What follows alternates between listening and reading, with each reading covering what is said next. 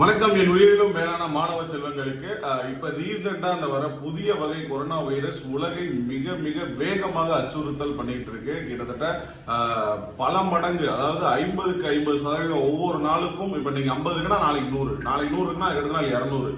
இந்த மாதிரி மிகப்பெரிய அளவுல பாதிப்பு ஏற்பட்டு இருக்கு. ஸோ தமிழகத்திலையும் அந்த பாதிப்பு இருக்கு, இந்தியாவிலையும் அந்த பாதிப்பு இருக்கு. இந்தியாவில் மட்டும் இல்லாம உலக நாடுகள்லயுமே இந்த பாதிப்பு ரொம்ப அதிகமா போயிட்டு இருக்கு. ஸோ இப்போ மத்திய அரசு வந்து ரீசெண்டா இது வந்து பெரிய விஷயம் இல்ல, இதனால எந்த பாதிப்பு ஏற்படாது அப்படின்னு சொன்னாலும் நம்ம சேஃப்டியா இருக்கணும். ஸோ கண்டிப்பா மாஸ்க் எல்லாமே கண்டிப்பா போடுங்க. அதே மாதிரி இது குளிர் நேரம் அப்படின்றதுனால கண்டிப்பா மேக்சிமம் ஹீட் வாட்டரா நீங்க யூஸ் பண்ணுங்க. ஸோ அதுதான் நமக்கு நல்லது. அதே நேரங்களில் தனி மனித இடைவெளியை தொடர்ந்து பின்பற்றுங்க. அது இல்லாம இன்னைக்கு ஒரு நல்ல நாள்.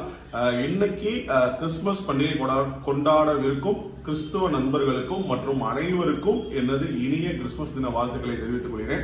அதே நேரங்களில் மாணவ செல்வங்கள் இந்த எக்ஸாம் டைம்ன்றனால ரொம்ப ரொம்ப சேஃபா இருங்க, வீட்டிலே இருங்க, படிங்க, மாஸ்க் போடுங்க, தனிமனித இடைவெளியை தொடர்ந்து பின்பற்றி கொரோனா வராம பாதுகாப்போம். ஆனா கொரோனா ரொம்ப வேகமா வந்துகிட்டு இருக்கு. நம்ம வராதன்னு சொன்னாலும் அது வரும்.